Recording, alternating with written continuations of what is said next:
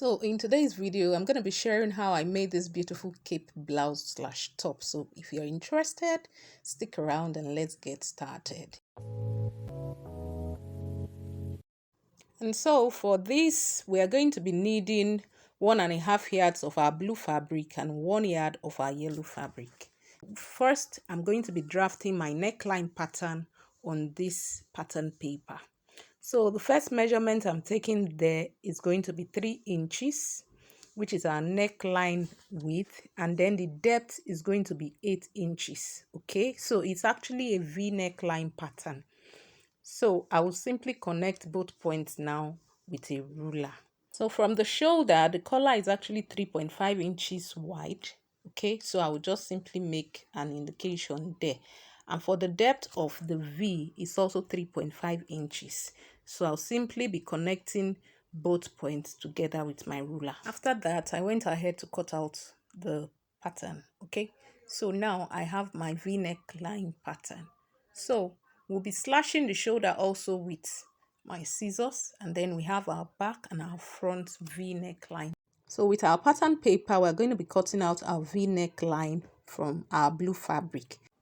Ensure that your fabric is in a fold before cutting out your V neckline pattern.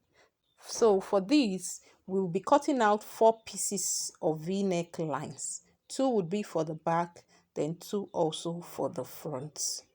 From what we have cut out, we have a pair each for the back and also for the front. So what I simply did was to turn the wrong sides facing each other, as you see me do now. And then I'll go over to the sewing machine to sew around the V as I'm indicating with my fingers.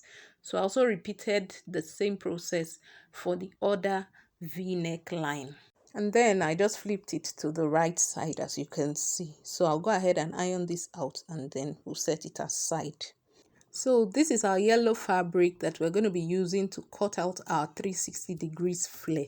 It's actually a 1 yard fabric. So what I'm doing now is simply folding it into 4.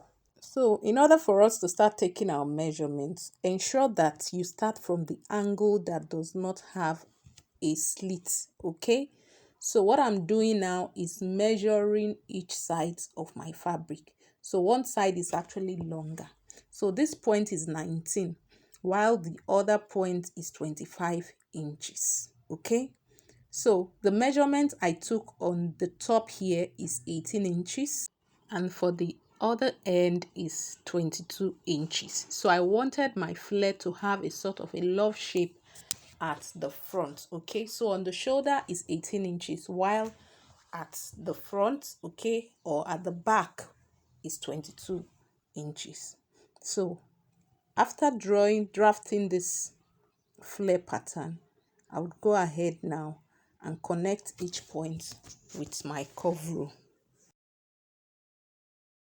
Having gone ahead to cut out my flare pattern, I would simply be taking the measurement of my V neckline on my flare fabric. So what I'm doing now is attaching my pattern paper on my flare fabric, and I will be holding it with my pins. And then after, I would be taking the measurement, a line, okay, indicating the position where the blue fabric is going to be attached. Ensure that you leave out a seam allowance of 1 inch before cutting out your neckline on your flare, okay? So I went ahead to open up the shoulders, as you can see, and then this is going to be for either the back side or from the front side. So what I'm going to be doing now is to place my V-collar neckline properly and then hold it in place with my pins first before going to the machine to run my stitches. Please ensure that you flip your flare over to the faded side before holding your collar and your flare top in place with pins, okay? So you would not be sewing on the wrong sides. So I repeated the process for the remaining flare and the other collar, which will be for the back of our cape blouse. And having done that, I simply stitched the shoulders of my flares together. So this fabric that I had cut out is what we're going to be using to make pleats around our flare top. Okay, so I used an extra 1 yard of fabric, and haven't cut them out. It was about 6 yards of length and 7 inches wide. So you could either decide to make pleats like mine, or alternatively you could make gathers around your flare. Okay, so whichever one is suitable for you. So guys, this is the end result of my cape blouse pattern. I actually rocked this with a black pants and a black turtleneck, and as you can see, my cape blouse is very colorful, so it actually suits my outfit very well. So please leave me a comment and don't forget to subscribe. I will see you on the next one. Bye.